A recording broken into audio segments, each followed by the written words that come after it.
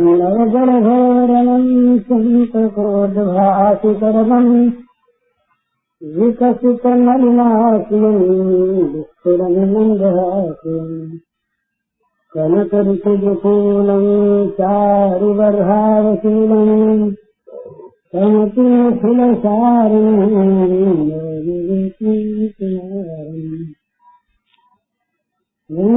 विभूषितकराळं नीताम्बराधरिमधुरफलाधरोत्सात् नीलेन्दुसुन्दरमुखाधरिन्दनेत्रात् कृष्णात् परं किमपि तत्त्वेन श्रीहरिः। तो भगवान के नाते आप सब लोगों के चरणों में नमस्कार।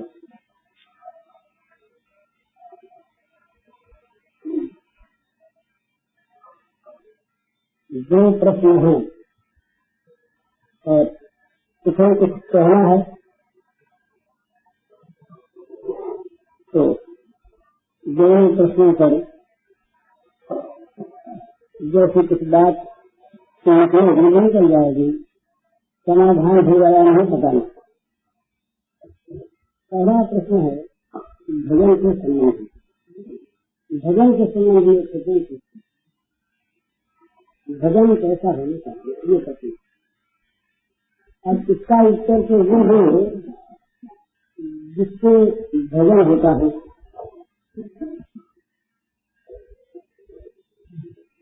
अथवा इसका उत्तर इससे मिल सकता है जिसके जीवन में भजन मिलता। यहाँ दोनों बात का सर्वथा अर्थ है। भगवत कृपा से कभी उनका स्मरण हो जाता है, ये उनकी सहज कृपा सौहार्द का प्रभाव है।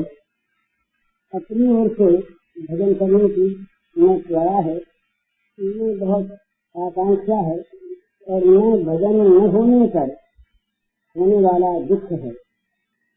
ऐसा सुना है महात्माओं से। स्वाभाविक है कि जो चीज अत्यंत आवश्यक होती है उसके न होने पर बड़ा दुख होता है।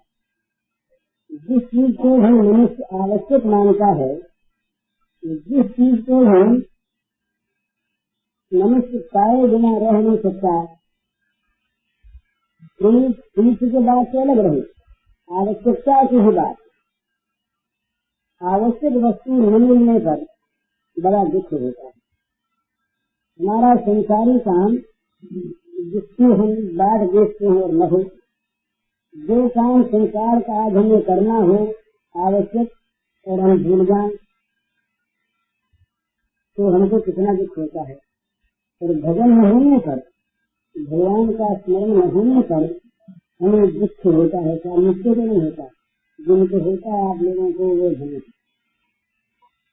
तो जिसकी आवश्यकता नहीं वो जीवन में कैसे रहे, तो भजन होना चाहिए आवश्यक, और भजन होना चाहिए आसक्ति की वस्तु।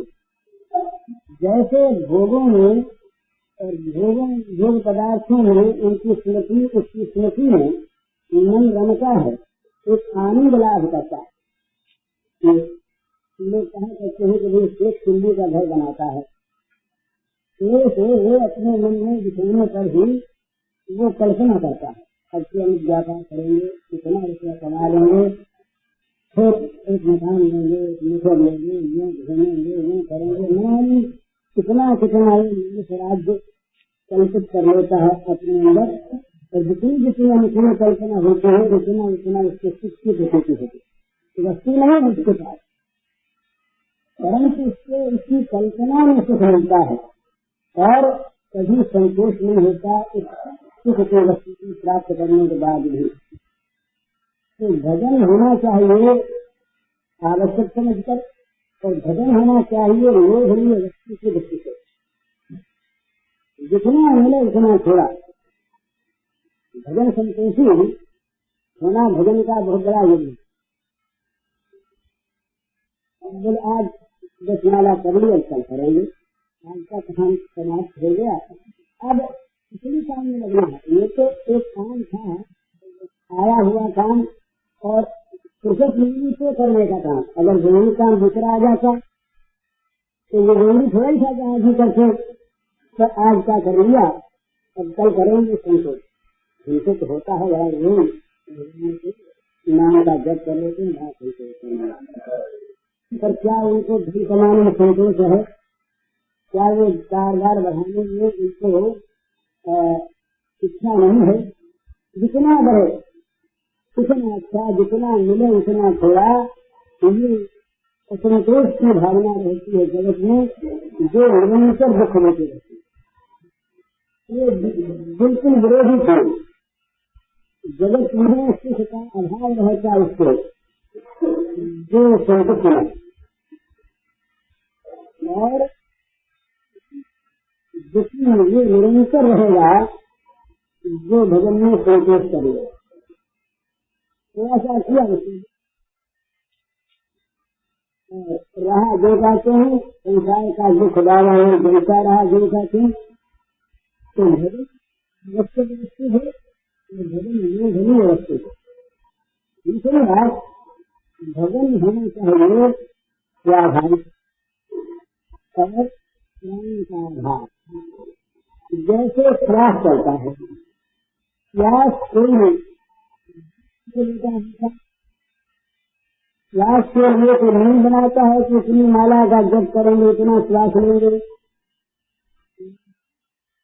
श्वास आता रहता है जीवन के रूप में, श्वास जीवन है। अगर क्षण भर के लिए कहीं श्वास रुकता हो तो इतनी बेचैनी होती है कि मनुष्य चेहरे में शहर को कहता है क्या करें, आके बंद होने लगा, तब उसमें ये करेंगे आप। इस प्रकार से भगवान में इच्छा होनी चाहिए कि स्वाभाविक आवास में वो रोजा आ गए, स्वाभाविक आनंद आगे रस की अनुभूति हो, अपने जीवन में होती है रस की अनुभूति हो, और जिसमें प्रयास न करना पड़े। भारी तो माई जरूर है, मेरा आज बहुत हो गया, क्या करें, हमारा तो पूरी होती नहीं, तो 10 बजने के बाद जल्दी जल्दी भी किया हमने, बहुत कर दिया पैसा, तो हमें स्वामी जी कहीं से मिले करने पर इसकी हो रही है। अच्छी प्रार्थना करेंगे कि महाराज कुछ कम कर दे, काम बहुत ज्यादा है। शीलवान लोग ऐसा सोचते हैं, क्यों सोचते हैं कि इसमें उत्साहत होती है, वो प्यारा नहीं लगता, दूसरे जरूरी काम इसकी अपेक्षा अधिक याद आते हैं, मन नहीं लगता इत्यादि, तो ये भजन असली नहीं होता। तीनों में उत्तरोत्तर विशेषता है। भजन की गुणावली फील करना, भजन के लिए आदत डालना, अभ्यास करना, इससे भजन होता है। अभ्यास परिपक्व हो जाए तो भजन होता है। भजन में रुचि उत्पन्न हो जाना, नाम आते स्वाद आने लगे। जीभ पर भगवान का नाम आया, मन में भगवान के नाम की स्मृति हुई, तो एक आनंद रस की अनुभूति हुई, स्वाद आ गया, ये चीज स्वाद लगे। अभ्यास की आदत से कभी कभी स्वाद आने भी लगता है, लेकिन वो एक आदत पड़ जाती है, वो बड़ी अच्छी। भगवान के भजन की आदत पड़ जाना बहुत अच्छा, बहुत अच्छा। पर आदत के साथ यदि रुचि हो जाए तब तो उसे लोग कहें छोड़ दो, बोले मन मजा आता है, छोड़ दें कैसे, अच्छा लगता, रस आता है। तो रस का लोभ जब भजन में हो जाए तब भजन बहुत प्रिय हो। तो तीसरी स्थिति भजन की है, वो सर्वोत्तम, वो है भजन में रति होगा। रुचि नहीं, रुचि के आगे की चीज रति। रति जो होती है ये प्राणों की चीज होती है, जो प्राणों के साथ मिल जाती है। रति, रति माने प्रेम, प्रीति, रमण। तो ये जब रति उत्पन्न हो जाती है तो रति की वस्तु जीवन पर इस प्रकार से रसमयी होकर रहती है कि उसके छोड़ने की कल्पना ही नहीं। कोई अगर छोड़ने की कहे भी तो बुरा मालूम होता, और अपने छोड़ना चाहे कभी तो छूटता नहीं। तो रति की चीज जो है हम लोग संसार में जहाँ निकृष्ट वस्तुओं में जिनका परिणाम दुख, ऐसी वस्तुओं में हमारी जब आसक्ति हुई रहती है, अनुरक्ति हुई रहती है और छोड़ना भी चाहते हैं विचार दृष्टि से, पर वो छूटती नहीं। तो अनावश्यक हानिकारक वस्तु भी आसक्ति होने पर छूटती नहीं। तो भगवान का भजन ये तो परमावश्यक जीवन रूप, जीवन का परम उद्देश्य, इसमें आसक्ति होने पर ये छूट जाए ये संभावना नहीं होती। वो तो निरंतर निरंतर जीवन बनकर रहता है। तो भजन में रति होनी चाहिए, भजन में प्रेम होना चाहिए। फिर जिसका भजन करते हैं उसमें और भजन में अंतर नहीं रहना चाहिए। भगवान का अगर नाम लेते हैं तो नाम ही भगवान है और भगवान ही नाम है।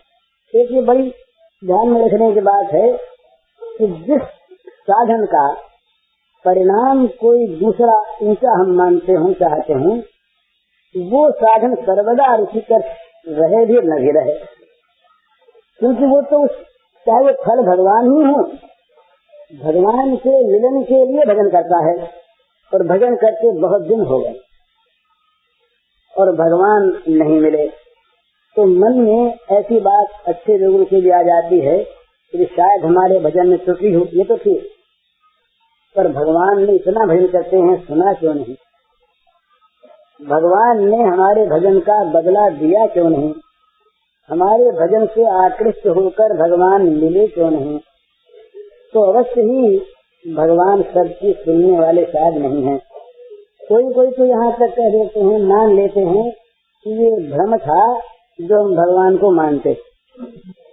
भगवान होते तो क्या इतना भजन करने पर भी न बोलते, और भगवान होते तो इतना भजन हम करने वाले हमारे घर को न संभालते, हमारे बच्चे की बीमारी न मिटा देते, हमारे धन का अभाव दूर न कर देते, हमको मुकदमे में न जिता देते, तो शायद भगवान लोग कहते हैं पर बुद्धिमान लोग कहते हैं भाई ये मनुष्य के मस्तिष्क की उपज है, भगवान नहीं, तो शायद बुद्धिमानों का कहना ठीक हो और भावुकों का कहना केवल भावुकता की बात हो। ऐसी चीज मन में आ जाती है दूसरा परिणाम चाहने वालों। तो भजन का फल क्या चाहे? भजन। भजन का फल चाहे भजन, भजन बढ़ता रहे और जिसका भजन हो उसको अगर पता न लगे तो सर्वोत्तम। भजन करने वाला सेवा जिसकी हो रही है वो जाने ही नहीं, वही भजन भजन के लिए होता है। अगर भगवान को भी जनाने के लिए भजन होता है तो मैं भजन करने वाला हूँ, इस बात को वो जानकर मेरी महत्ता स्वीकार करें, मुझे कुछ माने। तो भजन करने वाले को इसकी क्या आवश्यकता कि उसके भजन को भगवान जाने, उसको तो भजन करना है, भगवान को जनाने के लिए भजन नहीं करना है। भजन के किए बिना उससे रहा नहीं जाता, इसलिए भजन करता। बोले क्यों करते? बोले रहा नहीं जाता इसलिए करते, और कुछ बोले और कुछ नहीं। भजन किए बिना रहा नहीं जाता इसे भजन करते हैं। तो भजन प्रेम का हो, गुप्त हो, भजन का फल भजन ही चाहे कितना निष्काम हो। निष्काम शब्द से एक ऐसा रूप सामने आ जाता है जो किसी एक दिशा को निर्देश करता है। पर यूं कह दें कि भगवान के लिए भगवान का सेवन हो, भगवान के लिए सब कुछ हो। अरे निष्काम भाव तो यह है कि भगवान का भजन करने वाला सचमुच जगत के भोगों की कामना करेगा कैसे? अगर उसको भगवान के भजन की रुचि है, अगर वो भगवान की महत्ता को समझता है, अगर वो भगवान की स्थिति को जानता है, तो तभी तो असल भजन वो कर सकेगा। तो असल भजन कर सकेगा तभी वो भजन होगा। और असल भजन में भगवान के अतिरिक्त किसी दूसरी वस्तु की उसके मन में स्मृति नहीं, तो कामना करेगा किसकी? तो उसका भजन निष्काम भाव से नहीं, भगवान के लिए होता। भगवान के लिए ही भगवान का भजन हो, और भगवान के लिए भी कैसे कि भगवान जाने से नहीं, उस भजन के लिए ही भजन हो, भजन हो भजन के लिए। फिर एक बात, भजन केवल जीव से नाम स्मरण का नाम ही नहीं है, जीव से नाम जप भी भजन है, इसमें कोई संदेह नहीं। और नाम जप बड़ी ऊंची चीज, एक नाम जप से ही सारा काम हो सकता है, परंतु भजन तो अंग अंग से होता है, चित्त की वृत्ति वृत्ति से होता है। क्षण भर भी भजन के बिना चित्त विराम नहीं लेता। अपने शरीर से होने वाली प्रत्येक क्रिया भजनमयी होती है, यानी भगवान की सेवा के लिए होती है। भगवान की सेवा के लिए होने वाली प्रत्येक चेष्टा, भगवान की प्रीति के लिए होने वाली प्रत्येक क्रिया, ये सारा का सारा भजन है। वो जीभ से भी होता है, मन से भी, हाथ से भी, आंख से भी, कान से भी, सारे अंग जो हैं वो केवल भगवत कार्य में मत कर्मकृत मद भक्त मत परम मद भक्त संग वर्जित निर्वैर सर्वभूतेषु ये समानेति पांडव, ये मत कर्मकृत। उसके मन से, उसकी वाणी से, उसके इंद्रियों से, उसके अंग अंग से, उसके रोम रोम से, उसके जीवन के प्रत्येक क्षण में, उसके जीवन की प्रत्येक दिशा में, उसके जीवन के प्रत्येक कण में भगवान का भजन भरा रहता है। वो भजन के सिवा और कुछ न जानता है, न करने की इच्छा है, न उसके अंदर कोई कल्पना है भजन के अतिरिक्त, बस भजन ही। उन्हीं को कहते हैं भजनानंदी। हम तो अपने को भजनानंदी कह लेते हैं, पर भजनानंदी भजनिष्ठ वो हैं जिनका जीवन भजनमय, भजनमय चैतन्य महाप्रभु का जीवन। हम लोग जो हैं, मेरे जैसे आदमी, वो तो भजन का दिखावा करते हैं कभी कभी, फिल्म संध्या करते हैं, इतनी देर तक दरवाजा बंद रखेंगे, लोग जाने संदेह करते हैं, पर पता नहीं क्या मन कर रहा हो, कौन जानता है, किसको पता है। भजन जो है वो न छिपाकर होता है और न बताकर होता है, स्वाभाविक होता है, पर वो छिपा इसलिए रहता है कि बताने की आवश्यकता नहीं होती। लोग तो उसको जानते हैं जहाँ की विशेषता बताई जाए। अरे श्वास हमको आता है स्वाभाविक सब जानते हैं, तो इसको कोई खास श्वास आता है कोई जानता है क्या? आता है, जीवन है। इसी प्रकार से जब भजन जीवन बन जाता है तो उसमें फिर सारे अंगों से, सब समय, सब प्रकार से, हर देश, हर काल, हर क्रिया, हर वस्तु, हर परिस्थिति, सब में केवल भगवत परायणता होती है। इंद्रियां, मन, बुद्धि सारे के सारे भगवत कर्म में नियुक्त रहते हैं, यही भजन। तो इस प्रकार का भजन जहाँ होता है उसमें इतना होने पर भी संतोष नहीं होता। वो भजन करने वाला ये समझता है कि हमसे तो कुछ होता ही, और ये तब तक आवश्यक है। भला ये दुनिया का नियम है कि मनुष्य यदि साधन में, आध्यात्मिक मार्ग में कहीं पर भी संतोष करके बैठ जाए तो संभव है कि ये सतोगुण भी रजोमुखी हो जाए, और जहाँ रजोमुखी सत्व है और रज के दमन का जहाँ साधन नहीं होता, वहाँ वो रज सत्व को दबा लेगा और तब वो मुखी रज हो जाएगा। इसलिए सत्वगुण में प्रतिष्ठित जो पुरुष हैं उनको भी सत्व से आगे गुणातीत होने का प्रयत्न करते रहना चाहिए। सत्व भी शुद्ध सत्व में जब परिणत हो जाए तब बात दूसरी, और नहीं तो बड़े से बड़े ऊंचे भजन करने वाले को भी बचकर रहने की आवश्यकता है, कहीं वो सत्व जो मुखी होकर रजतम में परिणत न हो जाए, नहीं तो बड़ी मुश्किल होगी। किया कराया चला जाए। थोड़े से में चौधरी ने एक दृश्य देखा, जीवन पलट गया। थोड़े से में जीवन पलट गया। अजामिल का थोड़े से में जीवन पलट गया। तो दुष्संग सर्वथैव है। बड़े ऊंचे से ऊंचे महापुरुष माने जाने वाले को भी निरंतर सावधान रहने की आवश्यकता है। असावधानी मार देगी। न मालूम कब अंदर जो प्रसुप्त है भली भांति हमारा वो दुष्ट भाग, वो न मालूम कब अनुकूल अवसर पाकर कनक उठे और उभर करके हमको दबा ले। इसलिए भजन करने वाले को निरंतर सावधान होकर एक सुंदर चीज को पास रखना चाहिए, वो है भगवत कृपा का कवच। भगवत कृपा के द्वारा ही भजन प्राप्त होता है, सुरक्षित रहता है और संवर्धित होता है। प्राप्ति, रक्षा और संवर्धन तीनों भगवान की कृपा से होते हैं। अतएव भगवान की कृपा का अवलंबन रखे और भगवत कृपा को निरंतर ये बात कहता रहे कि भगवान माता मेरे से असल में भजन बनता नहीं। ये तो कृपा ही भजन करवाती है महाराज। हम तो भजन का अभिमान भले करने, दम्भ भले करने, वो कृपा जब कभी उसका उदय होता है तब वो भजन में कहीं लगा देती है।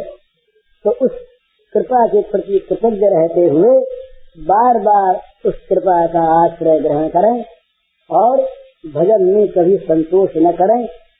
अभी ये काम करना, अभी वो काम करना, अभी जरूरी काम करना, तो जरूरी कामों में 99 दूसरे एक जरूरी काम भजन भी, ये बड़ी गौण वृत्ति का भजन है।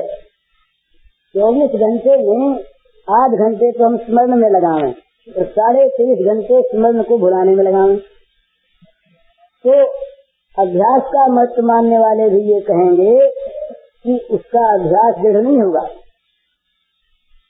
अभ्यास की दृढ़ता के लिए भी निरंतरता, दीर्घकालता और सत्कार सेवित अभ्यास की आवश्यकता है महाराज, योग दर्शनकार कहते हैं। तो इसलिए जहाँ हमारा समय दूसरे कामों में, हमारी चित्त की बत्ती दूसरे कामों में निरंतर लगती रहे, जो थोड़े समय के लिए भजन करके हम मान लें कि हम भजन करते हैं, तो ये भजन संतोष, ये भजन में अत्यंत गौणता उत्पन्न कर देता है और भजन रुक जाता है। तो भजन में कभी भी संतोष न करे और ये न माने कि भजन मेरा होता है। तो जिनका भजन होता है उनके रोम रोम में भजन व्याप्त रहता है। भगवान की स्मृति, भगवान का सेवन उनके जीवन का स्वरूप बन जाता है। ये जो कल परसों अपनी बात हुई गोपी प्रेम की, इसका रहस्य ये है, उनके जीवन का अर्थ है भगवान के अतिरिक्त सबका सर्वथा सर्वदा सदा के लिए परित्याग और भगवान का इतना आत्यंतिक रूप से ग्रहण कि वो तादात्म्य हो जाता है। मैं भजन करता ये भी नहीं याद रहता उस दशा में, परंतु भजन में जीवन होता। अभिमान क्या करे, किस प्रकार से अपने भजन को बताए, कैसे उसकी घोषणा करे। उसको प्रतीत होता है कि मुझ में कमी ही कमी। बहुत बार साधक चूकता है अपने थोड़े से सेवन को, भजन को।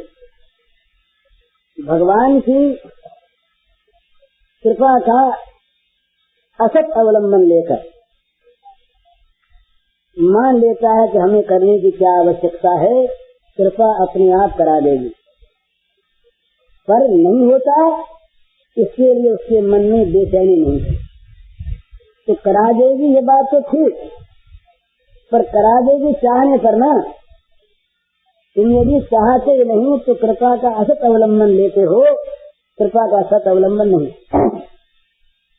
इसलिए भजन में कभी भी चाह को कम न होने दे, बल्कि चाह भजन में बढ़ती रहे। इसीलिए रति के भजन की बहुत बड़ी आवश्यकता है। जहाँ रति का भजन होता है, जहाँ चित्त के अनुराग को लेकर भजन क्रिया चलती है, वहाँ कभी भी भजन में संतोष नहीं होता, आगे बढ़ते चलेगा। रामकृष्ण परमहंस ने अपनी वाणी में कहा, उपदेशों में, कि भाई विषयों में तो संतोष कर, पर भगवान में कभी संतोष करो ही मत। जितना आगे बढ़ चुके हो उसको पर्याप्त न मानो और आगे बढ़ो। दूसरों से बहुत आगे बढ़ गए, दूसरे कहते हैं बहुत आगे आ गए, तब ये समझो कि बहुतों से बहुत पीछे हैं, बहुतों से बहुत पीछे हैं। तो अपने आगे वालों की ओर देख करके नम्रता विनय धारण करके उनका पदानुसरण करो। उनके चरण चिन्हों को देखते देखते श्रद्धा पूर्वक आगे बढ़ते रहो। पिछलों को देखकर अभिमान न करो कि हम आगे बढ़ गए, ये अभिमान जहाँ किया रास्ते में बांध लग जाएगा। अभिमान का बांध बड़ा प्रबल होता है। ये भजनाभिमान एक होता है, भजनाभिमान, भक्त्याभिमान, ज्ञानाभिमान। कि असली चीज होने पर होता नहीं अभिमान, पर असली चीज की प्राप्ति होने पर गिरावट भी नहीं होती। कि रास्ते में ही अभिमान बस यदि अपने को पूर्ण भक्त, पूर्ण ज्ञानी, पूर्ण प्रेमी मान ले और आगे बढ़ना रोक दे, तो वैसी हालत में रुकना तो है ही, गिरने की जो संभावना हो जाती है। भगवान का आश्रय यदि न हो तो शायद गिर भी जाए। भगवान का आश्रय होने पर तो वो गिरते हुए का हाथ पकड़ लेते। ये बड़ा सुंदर एक है आश्वासन का प्रसंग है कि भगवान का आश्रय पकड़ लेने पर कहीं गिरावट हो, कहीं हम रास्ता भूलने लगे, कहीं पैर फिसले, तो भगवान तत्काल वहीं पर प्रकट होकर जिस किसी रूप में हमारा हाथ पकड़ लेते हैं, गिरने से बचा लेते हैं, भूलते हुए को रास्ता दिखा देते हैं, और कहीं गिर गए ऐसे ही तो उठा लेते हैं, उठाकर साहस देकर, बल देकर अपनी शक्ति से फिर पूर्ण कर देते हैं। भगवान की दृष्टि शक्ति में बराबर।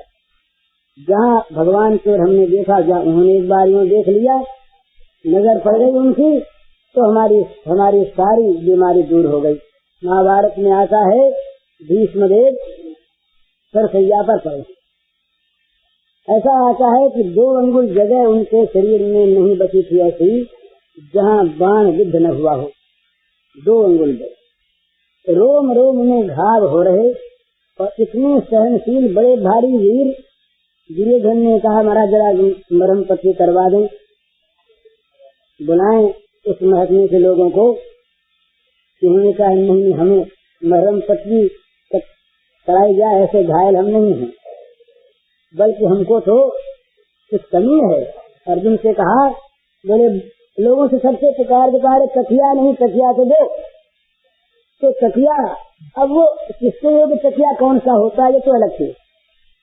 सबके लिए तकिया एक सा नहीं, सबके लिए आसन एक सा नहीं, सबके लिए भोजन एक सा नहीं, सबके लिए आचार एक सा नहीं।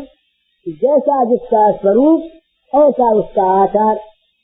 तो भीष्मदेव सरसैया पर पड़े हुए, रोम रोम में बाण विद्ध, शरीर को छेद कर निकले हुए बाण धरती पर टिक गए। उन पर पड़ा हुआ शरीर पर एक अभाव रह गया था, क्या कि ये सारे शिष्य थे इनके, अर्जुन आदि इधर के सब इनको बड़ा मानते थे। दादाजी न रहे तो बेचारों के पैरों में तो बहुत बाण लगे। जब युद्ध शुरू होता तब अर्जुन पहले प्रणाम करते, तो जैसा स्वांग वैसे लीला, वहाँ हाथ हुई जोर से वो 2 बाण ले करके दोनों चरों पर मार देते, प्रणाम हो। और ये एक बाण लेके मस्तक पर मार देते, आशीर्वाद हो गया। ये क्रिया चलती यहाँ पर। रोज प्रणाम आशीर्वाद होता, तभी तो अर्जुन जी से आशीर्वाद के बल पर। तो महाराज इन विचारों के सिर में बाण लगे नहीं, तो नीचे से बाण निकले नहीं, इससे लटक रहा। तो इनको आशीर्वाद कौन, दादाजी सबसे, तो इसलिए सिर लटक रहा सिर। तो कह रहे तकिया लाओ, सिर दुख पा रहा है। तो तकिया सुन के हम तो अपने मन की सोचे ना, वो किस बाहर में बोलते हैं हो जाने, हम तो अपनी आंख से देखते हैं। तो किसी ने बुराई नहीं थी। तकिए ला करके दिए, लोग मसनद ले आया, रूम का वो ये भी ठीक नहीं, मेरे छोटा है जरा बड़ा लाओ। मालूम कितने प्रकार के तकिया है, सबको उन्होंने अस्वीकार कर दिया। अर्जुन से कहा बेटा तकिया दो। अर्जुन समझ गया कि इस समय ये महान वीर कैसा तकिया चाहते, उनके उपयुक्त तकिया चाहे। अरे सन्यासियों को ला करके कोई बहुत बढ़िया चीज दे दे तो उनको बिगाड़ना है। तो क्या चीजें नहीं, सन्यासियों खाना देना बंद कर दे, बोले बिगाड़ेगा नहीं हमको। तो ऐसे ही विनोद के बाद कह देता हूँ। तो अर्जुन ने समझ लिया तकिया देना। अर्जुन ने मस्तक में महाराज ठीक करके 3 बाण मारे। अब ये कितनी बुरी चीज देखी। पड़े हुए दादा वयोवृद्ध, जिनसे रोम रोम में घाव हो रहे, बेचारे का सिर केवल बचा हुआ, उस पड़े हुए का भी सिर छोड़ देना है तीक्ष्ण बाणों से। ये क्या थे, पर ये सिर फोड़ देना अर्जुन को आशीर्वाद दिलाने वाला हुआ। जैसा आदेश वैसी क्रिया। तो बाण विद्ध करके मस्तक को निकले नीचे जमीन पर गिर, तकिया मिल गया, बेटा तेरा कल्याण हो, मैंने तकिया दे दिया। इस प्रकार से भीष्म ने तकिया लिया। तो क्या गया था, मैं भूल गया, याद है? अरे इससे पहले, अच्छा हाँ, अच्छा चलिए, भूल तो होती रहती है। हाँ हाँ हाँ, भगवान ने जहाँ अपनी कृपा दृष्टि से देखा, एक बार भगवान ने नजर फेरी, भगवान का वो जो अमृतमय वो दृष्टि से निकलता हुआ जो सुधा सार है, वो कहीं अगर गिर गया किसी के ऊपर तो सारे दुखों का अभाव अपने आप हो जाता है, इसमें कोई संदेह की बात नहीं। तब इसको समाप्त करना है इस विषय को। भजन जो है ये करना चाहिए इस प्रकार से कि भजन में दो ही बात खास देखने की है, भजन आवश्यक हो और भजन इतना प्रिय हो कि इसमें कभी संतोष न हो। कभी भजन के संबंध में ये न माने कि मेरे में भजन पूरा हो रहा, जितने भजन को पूरा मान लिया उसकी वो मार्ग जो है अच्छा तो वही पूरा हो गया, बंद हो गया। बड़ी बाधा आ जाती है भजनाभिमान से कि भजन का अभिमान न करे, निरंतर अपने को भजन में अपूर्ण माने, भगवान की कृपा का भरोसा करे, रोम रोम से भगवान का भजन हो, तन से मन से सब भजन हो। ये भजन वाले प्रश्न का संक्षेप में उत्तर है। दूसरा प्रश्न है, घबराने की बात नहीं है, वो भजनी लोग शायद ये माने ये तो संसार की बात है, पर गीता भी इसी संसार के बात को लेने चलती है। हाँ, ये प्रश्न है, सच्ची देश भक्ति की भावना ईश्वरानुराग के मार्ग को किस सीमा तक प्रभावित कर सकती है? और इसका दूसरा अंग है, विदेशी आक्रमण के समय सच्ची ईश्वर भक्ति का क्या तकाजा। तो इसके उत्तर में भी वही बात है कि न तो अपने में ऐसी देश भक्ति कभी आई और न ईश्वर अनुराग जागा। असली उत्तर तो बिना अनुभव के हो नहीं सकता, लेकिन कुछ कहना है इसीलिए कहना है। सबसे पहली बात तो है देश भक्ति क्या है, इसे देखना। इसके साथ भगवान का संबंध है, भला बिल्कुल भगवान के संबंध को लेकर बोलेंगे।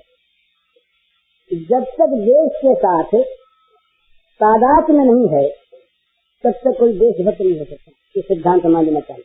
देश का स्वार्थ और व्यक्ति का स्वार्थ जहाँ तक अलग अलग है वहाँ तक देशभक्ति सिद्ध नहीं होती। अपनी किसी सफलता के लिए, अपनी किसी स्वार्थ सिद्धि के लिए देशभक्ति को भी हम साधन बनाते हैं, माध्यम बनाते हैं। बहुत पहले श्री अरविंद ने 1908 में देशभक्ति का यह किया था कि देशभक्ति का अर्थ है देशात्म बोध, और उसमें फिर ईश्वर भक्ति क्या है, ये गांधी जी ने अपने जीवन में इस बात को लिखा। कई जगह मैंने पढ़ा है कि मेरा उद्देश्य भारतवर्ष की स्वतंत्रता नहीं, स्वराज्य प्राप्ति नहीं, उद्देश्य है मोक्ष, उद्देश्य है भगवान को प्राप्त करना। ये उसका माध्यम है। इस जरिए से देश सेवा के द्वारा मैं भगवान की प्राप्ति करना चाहता हूँ। तो ये अगर आकांक्षा हो कि हमें भगवान की प्राप्ति करनी है, जीवन का हमारा उद्देश्य लक्ष्य मोक्ष है, भगवत प्राप्ति है, बोध है, आत्म साक्षात्कार है, कुछ भी हो, ये यदि है तो क्या होगा। बड़ी सुंदर बात ये समझ लेने की है कि उसका लक्ष्य त्याग युक्त होगा, भोग युक्त नहीं होगा। जहाँ पर मोक्ष है, जहाँ पर ईश्वर प्राप्ति है, वहाँ पर भोगों का त्याग आवश्यक है।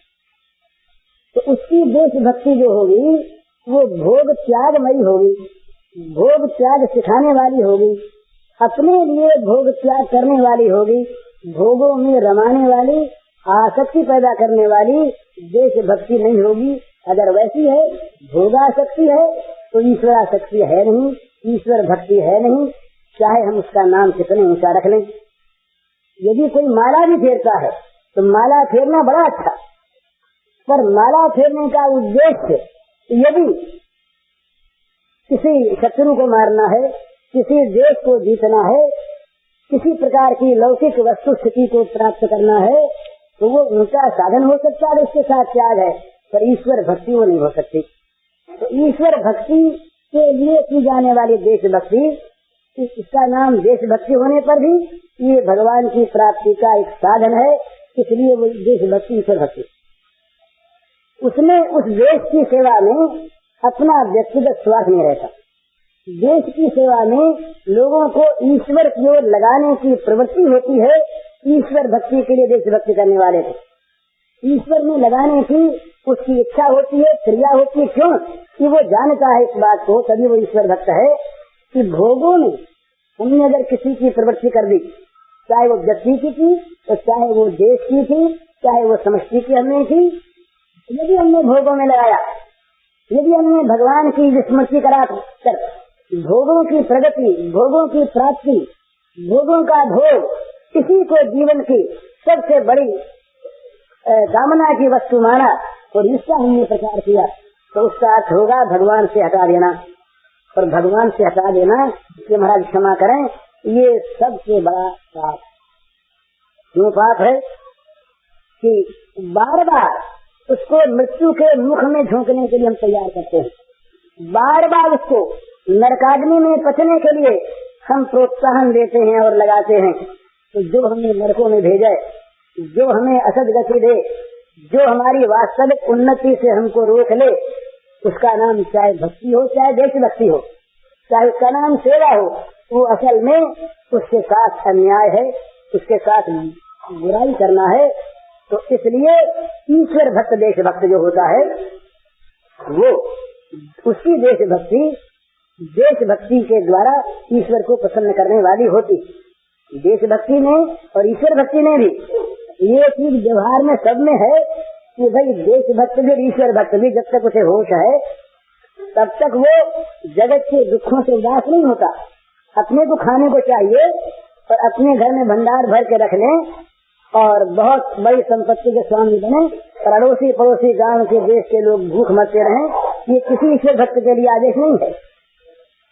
वो तो साफ भगवान ने कहा, द्वेष्टा सर्वभूतानां मैत्र करुण एव, सबके साथ मैत्री भावना करो, जहाँ जहाँ दुख देखो वहाँ करुणार्द्र हो जाओ, अपने आप को देकर, अपनी दरी देकर, अपना समर्पण करके सबके दुखों को दूर करो।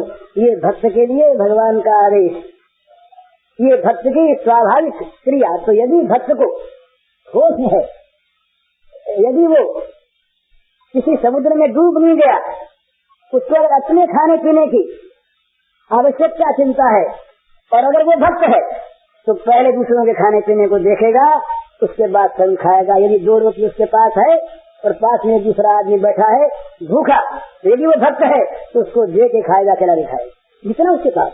ये आवश्यक नहीं है कि अमुक परिमाण में सेवा हो, अमुक परिमाण में दान हो, उसमें महत्ता क्या जाती है, न कि वस्तु की संख्या की, न कि परिमाण की, भाव की आवश्यकता है। तो ये बात नहीं कि ईश्वर भक्ति में जो लीन हो गया ऐसा मानने वाला, होश हवास रखने वाला अपने आप के लिए तो बहुत बड़ा आयोजन करे, अपनी सुख सुविधा के लिए सब प्रकार से व्यवस्था करे, और जो दुखी जीव हैं जिनमें वही भगवान व्याप्त हैं, जो अपने अंदर हैं, जिनमें उन्हीं भगवान की सेवा करनी चाहिए जिसके मंदिर में करते हैं, तो वो कभी उनसे उदासीन नहीं होगा, उनकी सेवा में अपने को छपा देगा, अपने लिए कुछ नहीं चाहेगा, पर मित्र भावना में उनके लिए बड़ा चाहेगा। मैत्री भावना, मित्र क्या होता क्या, निज दुख गिरी समरज कर जाना, मित्र के दुख रज मेरे समाना। यदि मैत्री भावना है तो जगत के दुख से वो दुखी होकर अपने सुख को जगत में वितरण कर देगा, सबको बांट देगा, उसका अपना सुख जगत के वितरण के लिए होगा। वो दूसरे के दुख को कभी सुख नहीं बनाएगा, पर दूसरे के दुखों को अपना दुख बना लेगा, अपने सुख को दूसरे के दुखों के निवारण में बलि दे देगा, अपने को खो देगा, दूसरे को बना देगा। ये भक्त तो भक्त के लिए तो ये समझे कि भक्त का अर्थ उदासीनता है, भक्त का अर्थ दुखियों की ओर से आंख नीचे लेना है, भक्त का अर्थ महलों में रहकर मौज करना है, भक्त का अर्थ अपनी इंद्रियों को मन को तृप्त करना है और देश को गरीबों को दुखियों को भुला देना है, तो वो भक्त नहीं, वो भक्त का वेश धारण करने वाला कोई दाम्भिक है अपने भक्त की परिभाषा में। पर इसका ये अर्थ भी नहीं, ये अर्थ भी नहीं कि केवल खाने पीने का जुगाड़ करवा दिया जाए और आध्यात्मिक भूख को मिटा दिया जाए। ये और भी जघन्य अपराध होता है। मनुष्य मनुष्य नहीं है, ये आत्मा है। पहले आत्मा है, उसके बाद फिर जीव है, उसके बाद फिर वो मानव है, उसके बाद फिर वो भारतवासी है, उसके बाद फिर वो अमुक वर्ण का है, उसके बाद वो अमुक प्रांत का है, अमुक जाति का है, अमुक वर्ण का है, अमुक गांव का है, अमुक परिवार का है, अमुक घर का है। सबसे पहले वो आत्मा है, जो आत्मा सर्वत्र व्याप्त है, ये वो है।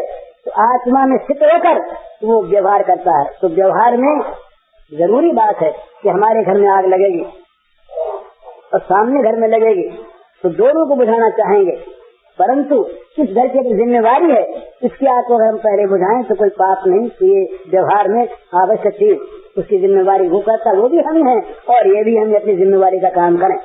और साथ साथ ये ख्याल रखें, बड़ी सुंदर चीज है ये कि केवल जीवन का लक्ष्य रोटी है, केवल जीवन का लक्ष्य कपड़ा है, तो ये लक्ष्य का ठीक परिज्ञान नहीं।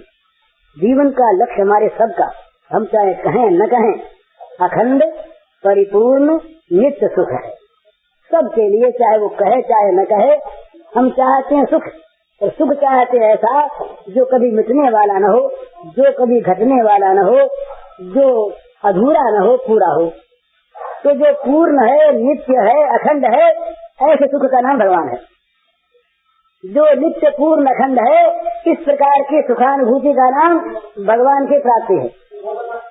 तो अखंड नित्य पूर्ण सुख हमें जिससे प्राप्त हो, उसमें लगाना प्रत्येक देशवासी को।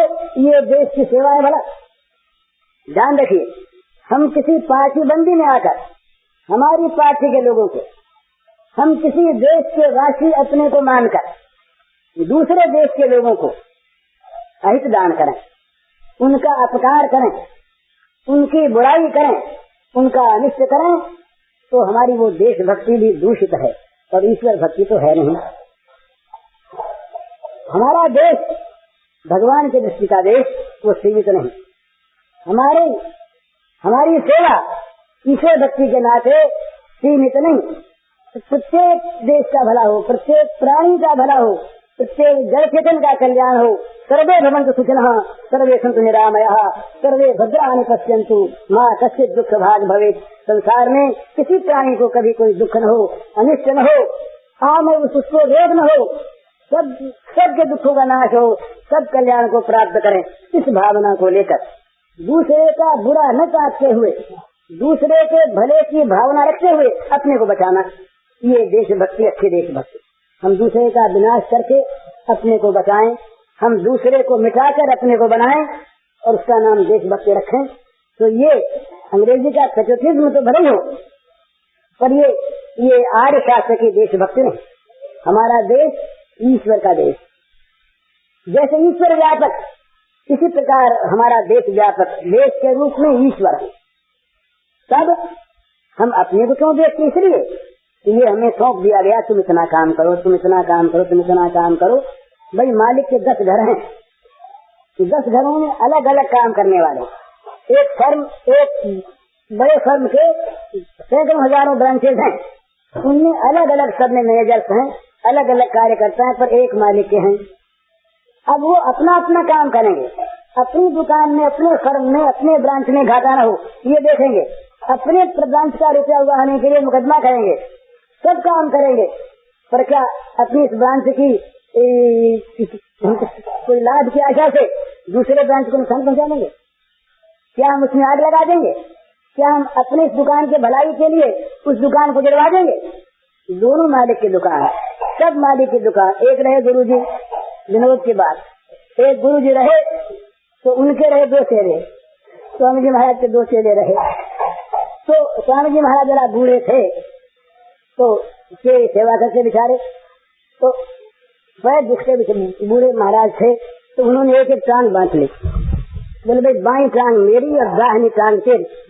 गुरु जी की 2 टांग 2 चेलों ने बांट दी सेवा के लिए। भाई बाई टांग को मैं दबाऊंगा, दाहिनी टांग को ये दूसरा दबाएगा। सुंदर बात। एक दिन क्या भूल हुई कि दाहिनी टांग वाले ने बाई टांग को दबाना शुरू कर दिया। हो गई भूल। तो उसने कहा दूसरे ने, बोले तेरी मेरी टांग ले ली तो तेरी टांग को मैं तोड़ डालता हूँ। दी लाठी टांग तोड़ दी। उसने कहा कि तेरी मेरी टांग तोड़ दी, मैं तेरी को तोड़ता हूँ। उसने उसकी तोड़ दी। गुरु जी ने कहा टांग तो दोनों मेरी टूटी। तुम्हारी तो ये कल्पना थी, तुम्हारा तो आरोप मात्र था, ये मेरी टांग दोनों मेरी। तुम लोगों ने अपनी अपनी टांग की रक्षा करने के लिए मेरी दोनों टांगें तोड़ दी। इस प्रकार सारे देश भगवान के, सारे देशों के प्राणी सब भगवान के। हम यदि एक देश को मिटाकर दूसरे देश का कल्याण चाहें तो ये कल्याण भावना ठीक नहीं। ये गांधी जी के लेखों में ऐसी बातें मिली, बड़ी अच्छी मिली कि भाई अंग्रेजों से मुक्त कराना चाहते हैं देश को। हम चाहते हैं कि भारतवर्ष स्वतंत्र हो जाए, पर हम नहीं चाहते कि अंग्रेजों का अनिष्ट हो। हम नहीं चाहते कि इंग्लैंड का कोई अहित हो जाए। वो क्योंकि हमारे ऊपर शासन कर रहे हैं जबरदस्ती, इसलिए हम चाहते हैं कि वो हमारे देश से निकल जाए, अपनी दुकान को संभालें। अरे हमारे ब्रांच में आकर क्यों आफत मचाते हैं? अपना अपना काम संभालें, पर उसकी भी रक्षा हो, वो भी बने। तो महाराज अंग्रेजों ने भी, जो विरोधी थे, उन लोगों ने भी गांधी जी को शत्रु नहीं माना, शत्रुता का आचरण किया। वैसे राज्य के जिससे गांधी जी गिरफ्तार भी हुए, गांधी जी जेल में रखे भी गए, पर गांधी जी के प्रति दुर्भावना अच्छे अंग्रेजों ने नहीं की। क्यों? क्यों अंग्रेजों का हित नहीं चाहते थे, भारत का हित चाहते। तो अपनी ब्रांच जो अपने जिम्मे है, उस ब्रांच की रक्षा करें, सेवा करें, संभालें, उसके लिए लड़ें भी, उसके लिए करें भी, काम भी करें, त्याग भी करें, सब करें। पर दूसरे के दुकान को, दूसरी दुकान को जो मालिक की है उजाड़ कर नहीं। तो ईश्वर भक्ति युक्त जो देशभक्ति होगी, वो देशभक्ति 3 चीज देगी। समता देगी, सब में समभावना देगी, त्याग देगी और ईश्वर को देगी। ईश्वर भक्ति अगर ईश्वर को देने वाली न हो तो ईश्वर भक्ति कैसे? भोग नहीं देगी, भोग का दुख मिटा देगी। पर जो ईश्वर भक्ति केवल भोग में रमा दे और ईश्वर को हटा दे, तो ईश्वर भक्ति कैसे? तो ईश्वर भक्ति देशभक्ति बन सकती है और देशभक्ति के द्वारा ईश्वर भक्ति हो सकती है। और सच्ची देशभक्ति ईश्वर भक्ति होती, जहाँ सच्चा देश मन में आ जाए, सच्चा देश भगवान, और सच्ची भक्ति उन भगवान की भक्ति। फिर देश के लिए होने वाला प्रत्येक कार्य, देश के लिए होने वाली प्रत्येक चेष्टा, बल्कि देश के लिए नहीं, घर के लिए, अपने घर के लिए भी होने वाली प्रत्येक चेष्टा, घर में झाड़ू देना भी ईश्वर भक्ति होगा। स्वकर्मणा समभ्यर्च्य, सोना भी, खाना भी, ये सब के सब ईश्वर भक्ति हो जाएंगे, ईश्वर अनुराग के लिए यदि हो। और वो अगर हुआ तो वो देशभक्ति, हमारी सार्थक देशभक्ति, वो देश का उद्धार करेगी। राग द्वेष देश का उद्धार नहीं करेगा।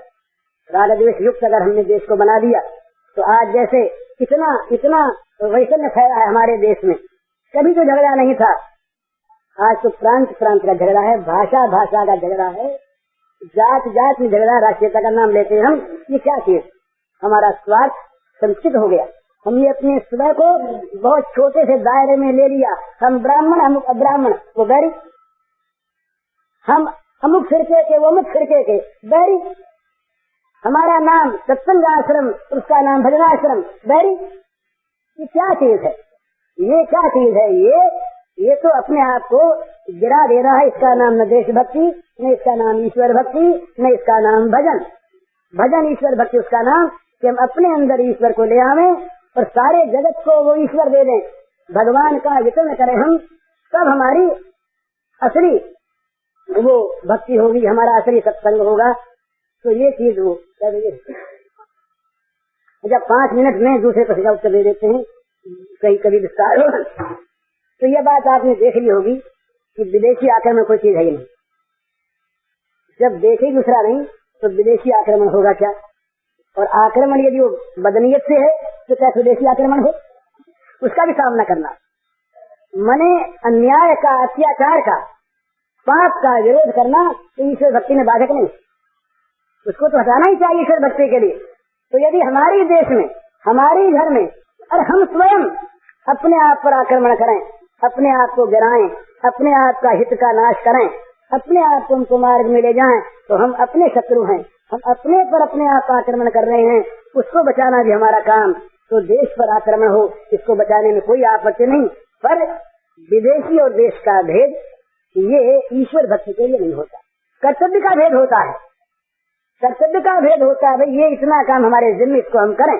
दूसरा आकर के अन्याय रूप से एक मालिक के ब्रांच पर भी दूसरा आकर के अन्याय रूप से अगर अपना अधिकार जमाना चाहे, हमारे उस दुकान को बिगाड़ना चाहे, तो मालिक से कहेंगे कि अमुक मुनीम जो आपका है ये आपके काम को बिगाड़ रहा है, इसको सुधारिए, और तो हमको आज्ञा दीजिए उस बेईमान मुनीम को हम ठीक करें। वो बेईमान मुनीम है, आपका काम बिगाड़ता है, तो हमें आप आज्ञा दें कि उस बेईमान को हम ठीक करें, आपकी आज्ञा से, आपके बल से, आपके लिए। तो इस प्रकार से सच्ची ईश्वर भक्ति जो है ये विदेशी आक्रमण, ये जिस दृष्टिकोण की चीज है ना भाई, ये क्या समझना है। आज चीन के आक्रमण की बात हो रही है, सामयिक चीज है, मैं कहना नहीं चाहता था, और राजनीति से मेरा आजकल कोई संबंध भी नहीं, लेकिन जानता हूँ, बहुत दिनों तक रहा हूँ राजनीति में, तो पता है।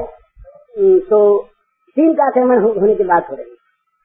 अब अच्छे लोग ऐसे उपाय भी कर रहे हैं जिसमें झगड़ा न हो, उसका लोग विरोध भी करते हैं, और दोनों का ही अपने अपने दृष्टिकोण से अच्छा भाव हो सकता है, किसी का विरोध नहीं। तथापि ईश्वर भक्त की बात आप पूछते हैं, तो ईश्वर भक्त इस समय क्या करेगा? पहली बात तो यह है, ये चाहे राजनीति के क्षेत्र में दूषित चीज मानी जाए, वो चीन के लोगों को भी अपना आत्मा समझेगा, अवश्य। वो चीन के लोगों को भी भगवान के मूर्ति समझेगा, और वो चीन के लोगों का भी हित करेगा। ये पहली बात। अब वो चीन का आदमी यदि इस बात को नहीं मानता, और यदि वो अन्याय पूर्वक किसी प्रकार से अनुचित रूप से हम पर कोई आक्रमण करता है, तो उस समय आस्तिक ईश्वर भक्त तीन काम करेगा।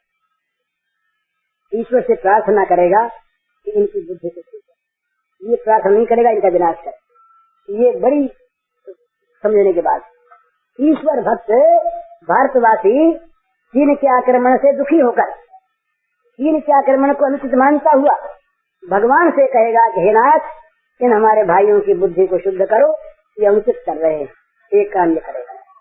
दूसरा काम डर कर नहीं, बुद्धिमानी से और प्रेम के अभिलाषा से उनके साथ प्रेम का बर्ताव करके उनको समझाने की चेष्टा करेगा।